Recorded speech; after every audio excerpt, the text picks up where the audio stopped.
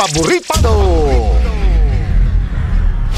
Sa iprograman mangiter, nadalan at saray ay sa kialinawa. Tang opinyon, unong liknaan na saray umbali at saray issue. Yung makakaapekto at bilay. Kawayangan, tan kanupugan na balang sinansakay. Liknaay babalay! Manangilaban at kanupugan, tan kawayangan at saray umbali. Kapaborito, RJ Jimenez. Liknaay babalay! Naringalan, Lunes hanggang Biyernes, DWJE 88.1 FM, Radyo Pangasinan, Liknaay Babalay!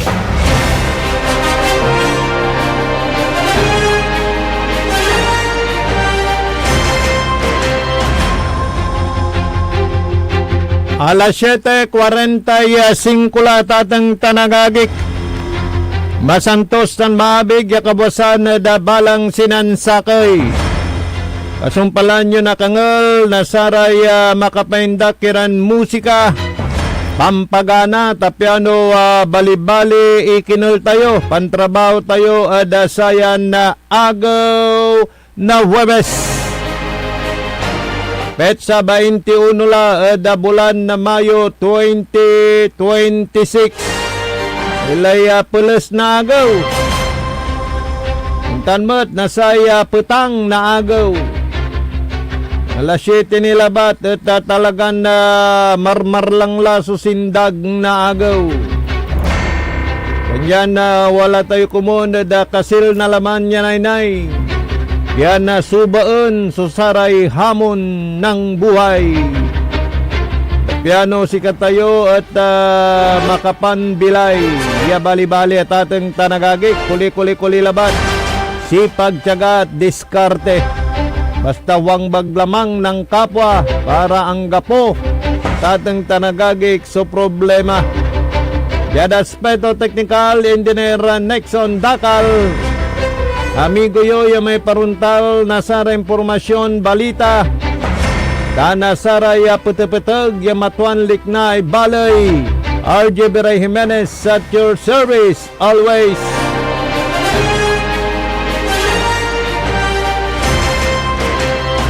Maputang mat so diskusyon di tanah dasay Senado. Nablimiran na dumerungal kaki si Senadora Pia Cayetano. Sumpalan yang iter na privilege speech si Senadora Risa Hontiveros. Parang walang nangyari sa Senado daw. O sige, mamaya imay-imayin natin yan at ipaparinig yung pagsasalita sa Senado ng dalawang babaeng senador. Yan arom nira na impormasyon balita. Hindi kinatigan ng Korte Suprema ang motion ni Senador Bato de la Rosa patungkol ito sa kanyang warrant of arrest mula sa International Criminal Court. Ano na kayang susunod na mangyayari? Pangan natin.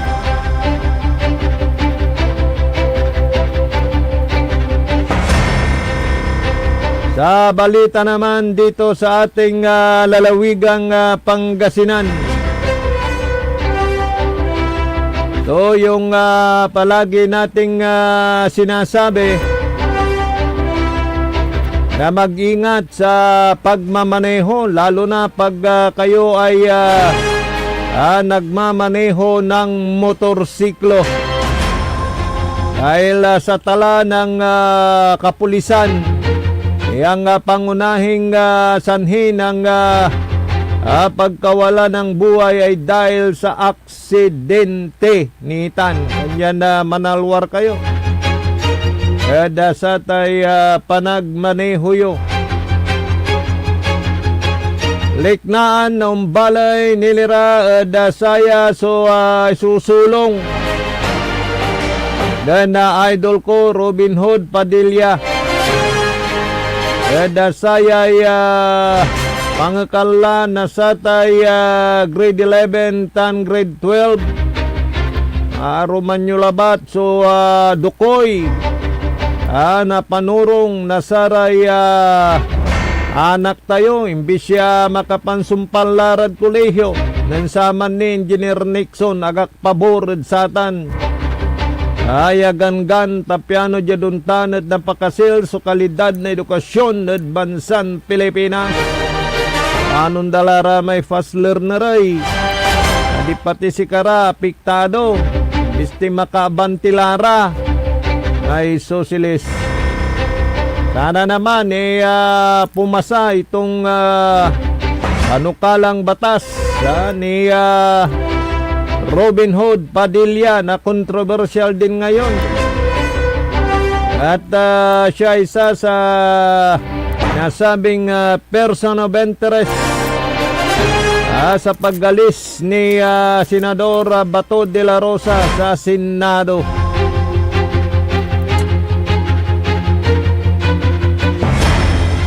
Belated happy birthday Insan Rhea, 69 mula, happy kakaroman Siyempre kay Bam, so maaron na misis mo, ya si Insan Philly Tigno. Itana da Caloocan Norte, Binmalay, Pangasinan. Wala raya gabayuran ni pasabiran impormasyon na balita. Tiksalabat, dapat na maglay na text line tayo. 0945-183-4352 0945-183-4352 o dyan Facebook Live tayo napilabat so DWGE 88.1 FM Radyo Pangasinan na Bandagyula live sa programan Liknaay Balay Aruman jada saya Senado. At ang iter na liknaan na reaksyon ng Senadora Risa Hontiveros. Nilara da sa tayagawan na putukan ditan da saya Senado. Antula kasi so waway sitwasyon na sa Senado. Aga kasi nababarligan lang sa bitlan na institusyon. At bakit pinalagan ito ni Senadora Pea Cayetano ang naturang privilege speech ni Senator Risa Hontiveros. Paparinig natin ang magkabilang panig at kulay kilay manhusga tatang tanagagik. Dasayan na parang mainit na banggaan pero siyempre sila mga senador. The end of the day, pag may mga panukalang batas naman na para sa kabutihan ng mamamayang Pilipino, sila nagkakaisa naman. Ito, pakinggan natin yung privilege speech ni Senadora Risa Hontiveros. Ito po yun. Halos isang linggo na, hindi ako mapanatag na simula nung Lunes, ang ipinapakita natin ay para bang walang nangyari, na para bang hindi nabastos ang ating institusyon at lalong hindi dapat inaasa sa mga Facebook Live ang pagtatahi-tahi ng mga pangyayari. Ganito na ba talaga kababa ang inabot ng ating politika sa Pilipinas? The situation stooped so low that here may pwedeng magkasa ng baril sa harap ng mga sibilyan. Kahit kailan, hindi yan nangyari sa Pilipinas. Kahit panahon ng kudeta, not even during the darkest days of martial law, did gunfire erupt within our halls. Whether we stand in the minority or in the majority, the Senate as an institution has sustained a profound injury to its dignity, credibility, and moral authority before the Filipino people. When aggression is normalized and humiliation is treated as political currency, we cannot have a culture that proudly treats fellow Filipinos as enemies to be defeated, all in the name of clout. I refuse to believe na tayong mga Pilipino ay mga bulag na sumusunod sa sino mang politiko. I refuse to believe na wala nang natitirang malasakit, hiya o pagmamahal sa bayan. That is why we cannot act as though nothing happened last week. Alam natin ang tama at mali. May we prove worthy of the trust that our people have placed in us. Yun po yung parte ng mensahe ni Senadora Risa Hontiveros. Mukhang pero yung paunang pambungad niya na parang walang nangyari. Yan ho naman yung parang hindi matanggap ni Senadora Pia Cayetano at naging ganito naman ang naging tugon niya dyan. Ito, pakinggan natin si Senadora Pia Cayetano. Yan po ang statement ng ating butihing Senadora Risa Hontiveros. Siguro po para sa inyong mga wala dito, pero para sa amin na nandito, napakaraming nangyari. Takot na takot po ako na kailangan ko na magpaalam sa mga anak ko. At yung staff ko, 2 pintuan ang pagitan ko sa putukan. Yung staff ko na si Claire, na 20 years na sa akin, nandun siya sa labas. She has a 12-year-old son. Inuwento niya sa akin dito na tumatakbo yan, hindi niya alam kung saan siya pupunta. Kaya para sabihin niyo na walang nangyari. Napakasakit para sa amin lahat na nandito. And as I said, 2 pintuan na nagpo-protect sa amin sa putukan. Pero yung media, yung Senate staff, yung hindi naman makauwi, silang security, silang elevator, women and boys natin, nandoon po sila. So dear colleagues, napakarami nang nangyari. And one more thing, wala ho akong sinisisi. Pero nung pagkatapos ng lahat, pagtingin ko ng group natin, yung dating majority group, walang isa sa inyo na namusta sa amin.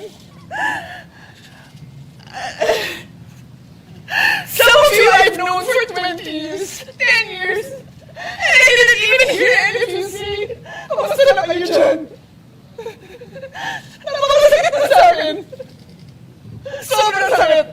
So yun lang ang masasabi ko, yes, I am very ready to share my story, to ask questions.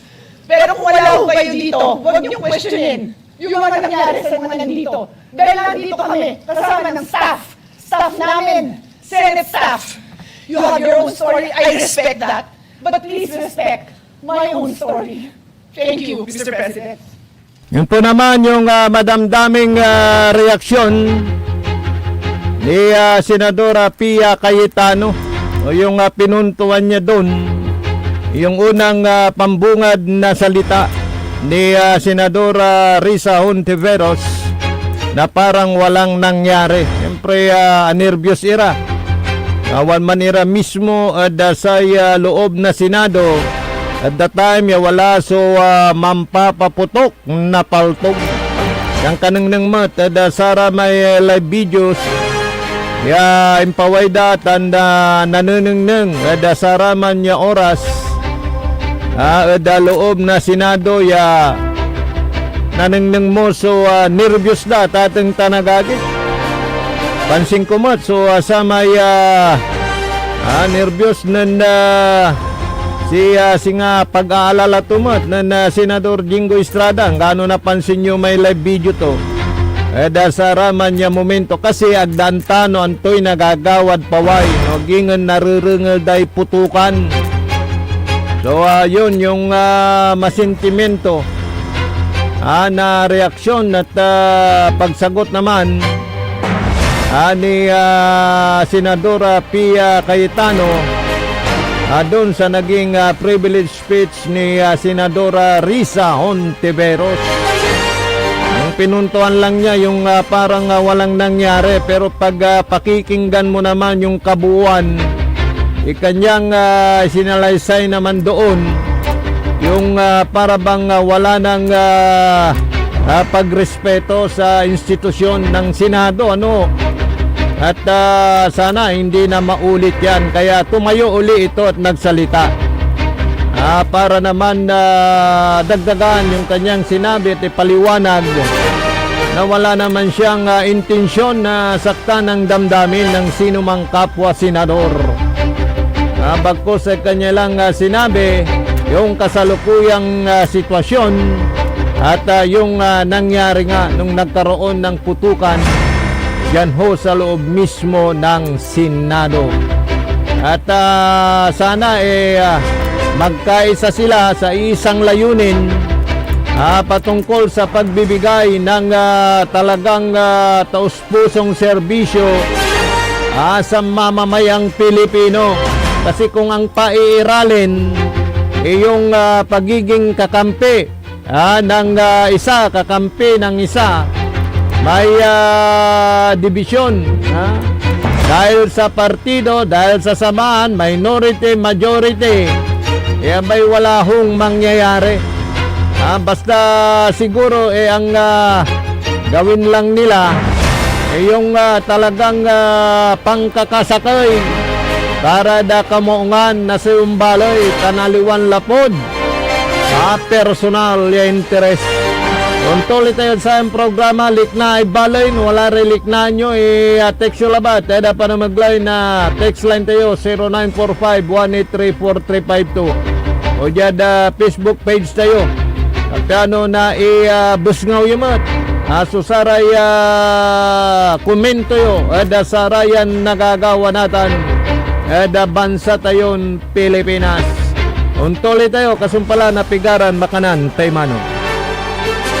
Ang puta-putang Iren Balita. Huwag niyo kong subukan. I am sorry. Kung walang kurap, walang mahirap. My God, I hate drugs. Mahiya naman kayo sa inyong kapwa Pilipino. Ang puta-putang Iren Sunata. Dame un Son ang puta-putang Iren Impormasyon. Aya sa #1 pop music station. DWJE 88.1 FM. Radyo Pangasinan. paborito. Parad aliguas, tan arangkaday kalasyaw, ang inyong lingkod sa ating bayan. Ang bawat isa ay mahalaga. Sama-sama nating itaguyod ang disiplina, malasakit, at tunay na pagbabago. Sa tulong ng inyong suporta, patuloy nating mapapalago ang ating komunidad. Malinis, ligtas, at maunlad. Isang mensahe mula kay Mayor Patrick Agustin Caraman. Kasama ninyo sa bawat hakbang tungo sa progresibong bayan. Alagang Caraman, Kalasyaw, para sa lahat. Tired of the stress and noise of the city and looking for the perfect getaway? Good thing there's J-Max Resort Hotel. Cozy rooms, a refreshing pool, and a peaceful escape for the whole family. Whether you are on a trip, a barkada outing, or even solo retreat, J-Max Resort Hotel is the perfect destination. So pack your bags, leave the stress behind, and discover the place where relaxation meets comfort. J-Max Resort Hotel, your perfect place for any kind of occasions. J-Max Resort Hotel is located at Villanueva Street, Poblacion Norte, Santa Barbara, Pangasinan. For inquiries, you may call at 0947-980-3263 or 075-636-8479. J-Max Resort Hotel. Mga kababayan ko sa Malasiki, ang maayos at maunlad na komunidad ay nagsisimula sa ating lahat. Makilahok sa mga programa ng ating lokal na pamahalaan, kalinisan, kalusugan, at kaayusan. Mag-segregate ng basura, sumunod sa batas trapiko, at suportahan ang mga proyekto ng barangays. Tandaan, ang pagbabago ay nagsisimula sa simpleng disiplina at pakikiisa. Sama-sama tayo para sa mas ligtas, malinis at maunlad na bayan ng Malasiki. Ang LGU at mamamayan magkaisa para sa kinabukasan. Ako po ang inyong lingkod, Mayor Alfe Soriano ng Bayan ng Malasiki. Sama-sama na naman ang tropa. RH Super nasa lamesa, patak-patak na para tuloy ang saya. RH Super na ang shot ng tropa. Drink responsibly. Kapag may RH Super sa lamesa, super ang inuman ng tropa. Bilhin na ng RH Super, ang shot ng tropa. Drink responsibly. Popular sa balita. Taluran katao na aktuan yaman na susugal inaristo. No ginawa miya duga sa trabaho tan talagan na yaet malet, no problem. Construction of flood control, Lagasit River, Balongaw, Santa Maria, 47 million. Hindi pa nga nabubura sa kaisipan ng taong bayan yung mga ill-gotten wealth na yan eh. No. Diba? At popular sa musika. They say Tanging ikaw ang katabi. Garden in bed. Ito po ang DWJE 88.1 FM Radyo Pangasinan, ang inyong number one pop music station. Jad Dagupan, walay saksakay ang radio station ya iyayag na saray Dagupenyo. Jad Herrero, Paborito. Lasip Chico, Paborito. Lasip Grande, Paborito. Luboy, Paborito. Lukaw, Paborito. Jet Maluwad, Paborito. Aya, so 88.1 Radyo Pangasinan. Popular sa balita, popular sa musika. Pangasinan Golfwaves Network Corporation. Sa Pangasinan, we are the number one pop music station. DWJE 88.1 FM Radyo Pangasinan. Paborito. Paboritong kabataan at matatanda. Paboritong pakinggan sa bus, tricycle, jeep at mga opisina. Paborito mo, paborito ko, paborito natin lahat. DWJE 88.1 FM Radyo Pangasinan. Number one pop music station. Paborito. Likna ay balay ng Radyo Pangasinan. Ito'y mapapakinggan Lunes hanggang Biyernes. Likna ay balay ng Radyo Pangasinan. Ang inyong kaagapay sa katotohanan.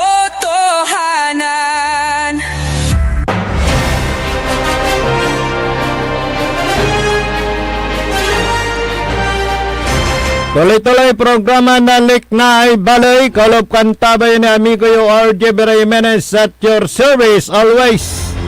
Tanja Daspeto Technical si Engineer Nexon Dakal. Alas 8:07 eda kabuasan por latibo 8:07. Karada Saramay mahilig the Game of Chance. At patuloy ho yung paalala ng PCSO at ng Grand 88 Gaming Corporation. Natangkilikin lamang po yung mga legal na nagpapataya ng small town lottery dito sa lalawigan ng Pangasinan. Magugunita na may mga nagbukis noon pero sila ho ay pinaghuhuli at sila ho ay nasampahan ng kaukulang kaso. Ano po?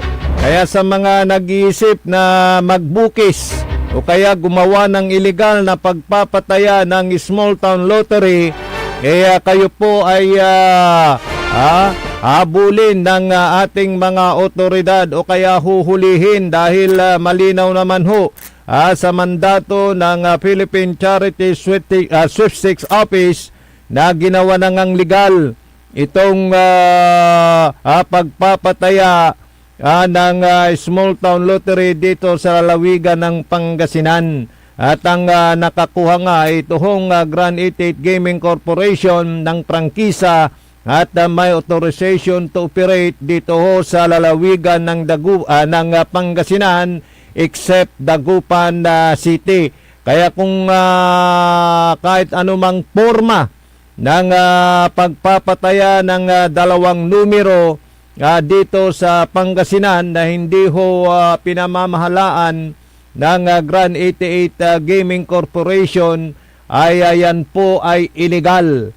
Kaya ang tangkilikin na palagi paalala ito hong legal na pagpapataya ng small town lottery sa Pangasinan at anumang kahalintulad nito na hindi otorisado, ayan po ay illegal at sa anumang oras ay pwede kayong mahuli, lalo na yung mga tumataya pwedeng mabulyaso ang inyo pong panalo. At syempre, yung pagtaya sa mga legal na mga game of chance tulad ng STL, kahit na hindi ho kayo manalo sa ngayon, parte ho ng inyong itinaya ay nakakatulong sa ating mga kababayan. Dahil ho malinaw ho yung programa at alam naman po ninyo yung programa ng PCSO na nagbibigay tulong sa mga mahirap nating kababayan na nagkakasakit. Marami ho ang dumudulog sa kanilang opisina. Dito sa Pangasinan, nandyan ang kanilang opisina sa bayan ng Lingayen, itong Philippine Charity Sweepstakes Office. At ang Grand 88 naman na nakakuha ng prangkisa ay araw-araw ho na nagbibigay ng share sa PCSO. At yun po naman yung ginagamit ng PCSO sa pagtulong sa ating mga kababayan. Kaya anumang forma ng mga illegal na pagpapataya, huwag ho sa nating tangkilikin. Narito ang paalala ng Grand 88 Gaming Corporation. Isang babala sa publiko. Isang babala sa isang babala sa publiko. Na lumakalat ngayon na nagpapatayang kabo na iligal na ginagamit ang automatic na ginagamit ang automatic bilang sabi ang magiging operasyon ang magandaan kanila operasyon ang kanilang operasyon tandaan po natin na automatic una taya sa automatic taya sa automatic Ma'am,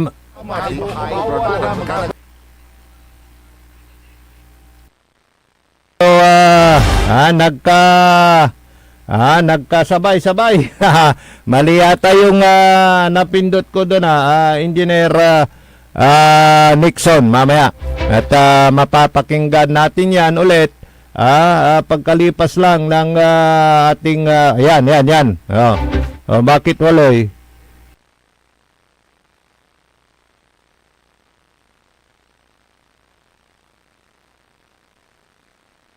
Mali.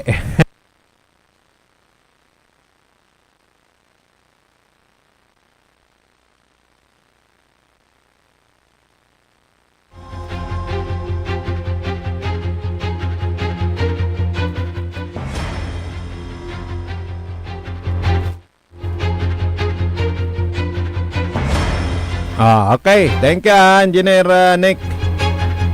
At ulitin natin, narito ang paalala ng PCSO. Isang babala sa publiko, may kumakalat ngayon na nagpapatayang kabo at kubrador na iligal na weteng o bukis na ginagamit ang Lottomatic bilang sapin upang maging magmukhang lehitimo ang kanilang operasyon. Tandaan po natin ang mga sumusunod na patakaran ng pagtaya sa Lottomatic. Una, sa Lottomatic, bawal ang kabo o kubrador na nagbabahay-bahay para magpataya. Pangalawa, hindi gumagamit ng papel ng STL.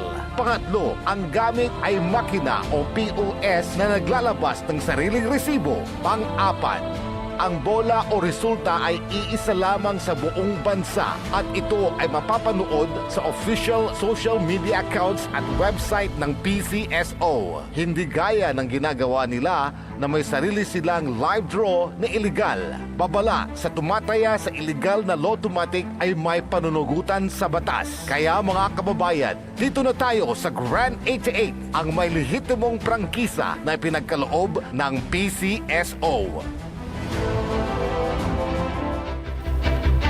Okay, yan po yung malinaw na paalala ng Grand 88 Gaming Corporation. Doon na po tayo sa legal. Good morning sa mga nakikinig yan po sa may Malimgas Public Market dito sa lungsod ng Dagupan.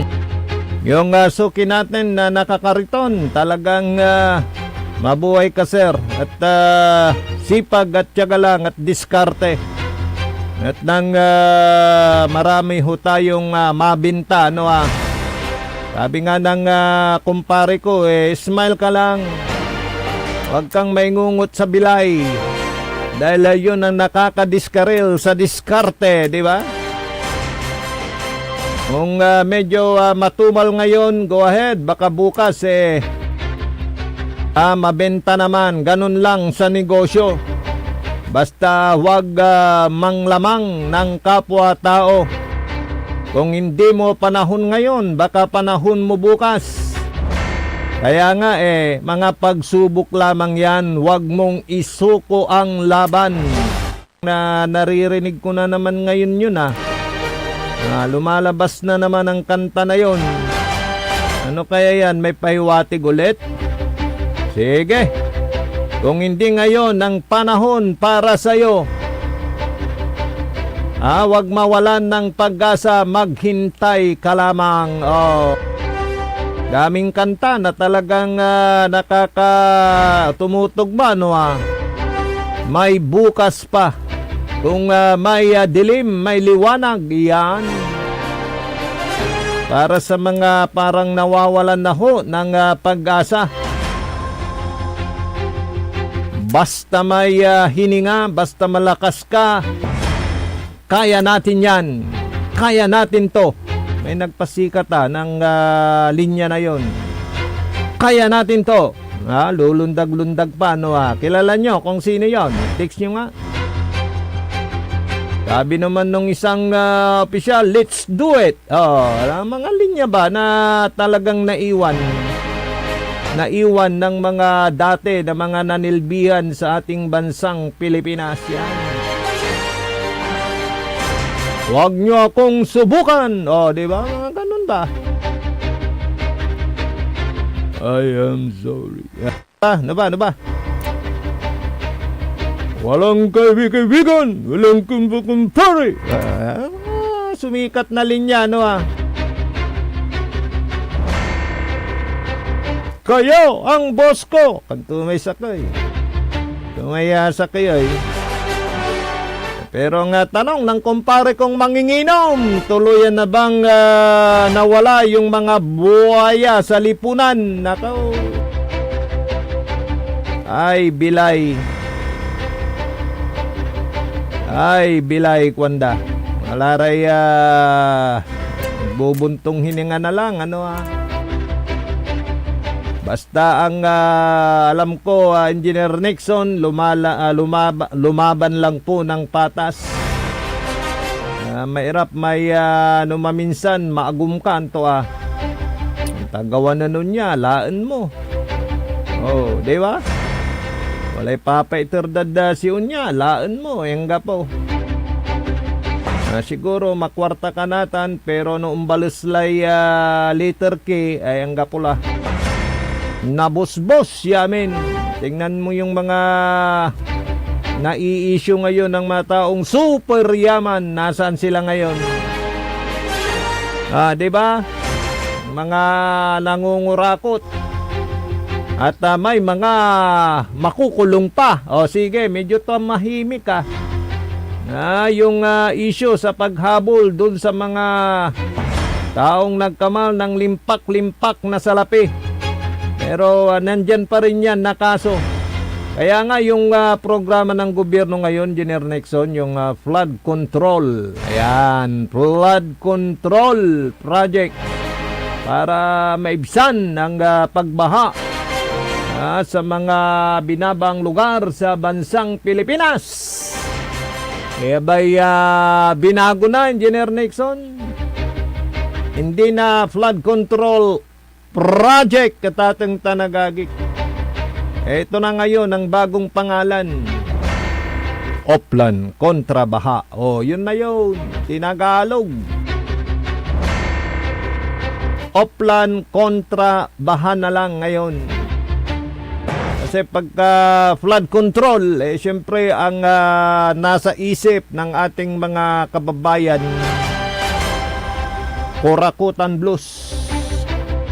Yung pagkamal ng limpak-limpak na salapi ng mga kurakot. Ito mga liknaan karuman tila na basa. Pero basan tayo natin dahil kahapon na-interview natin itong si Councilor Jonathan Ramos ng Lingayen, Pangasinan. Patungkol naman sa hindi pagkakuha, yan, agara akala kalamor, iratay to the members, legitimate tricycle drivers, dita na da barangay Tunton, barangay Tunton, barangay Malimpek, da balay na Lingayen, paluri mukatan, ay masulokiran san lasos ni sakay, ang gapoy akaawat, nasatay fuel subsidy, ayuda, yenter na gobyerno 5,000 pesos. Saray tricycle driver, say pimaway problema. Madam Disina, sana hindi na maulit yun hong hindi na encode yung pangalan nila. Ay, hindi na isama sa listahan, ba yan? Ay ang naglista daw at nag-encode, yun hong mga on-the-job training, OJT. Sana di na maulit po yan. At ito yung mga liknaan na babasahin natin ngayon. Sabi dito, kaskasyan met ira, lingo na manlilingkurad balay dapat to asikaso undan maong sa kaya sa kwanto mabuhay ka daw mabuhay ka Councilor Jonathan, talagan talindagan mo so kanupugan parad saray tricycle driver jad Malimpek kwanto sa kayay. Saya kwanto mo ay numanderong ka, Councilor Jonathan T. Ramos. Saya kwanto ay kapigan lamot, so pangiter tipising dan Mr. Gulay.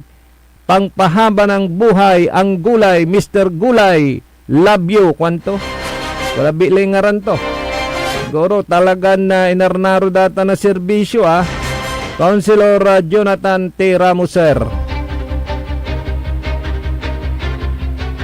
Saya kwantuya matay agaylatan agaylay ingka ko gabaya bilaan malas so gabay tibaga sige agaylay nasaratan iran driver mutseray kwanto kwarta na naging bato pa kwanto di balit kayo papaulyanan na Councilor Jonathan T. Ramos mantakin mo. Inintay nila, kompleto naman sila sa papeles. Walay prangkisa da. Walay may rehistro ng motor. Di ba? Amin, kompleto. Ganayarin na gakarehistro ratay tricycle. Gapi prangkisa. Agka makaawat. Pero talagan na maunurira. Kompleto da. So saray papeles. Pero labatlad agara aganayin konsungaranda awan uray nga Mikol Engineer Nixon di ba makapasinagamot balit Lunes desisyon na sangguniang bayan ditanad balay na Lingayen at ipatawag dararatan saray napag irang questionan no akin at untan suing kagawa. Hi, good morning, Kinan Miss MM tanad New York. Paalar iray man initial na MM Miss MM, good morning. Alam mo na kung sino ka. Deep in my heart. Diba alam mo yung kanta na yon, Miss MM? Guro, matatawa si Kumari Bioli dun.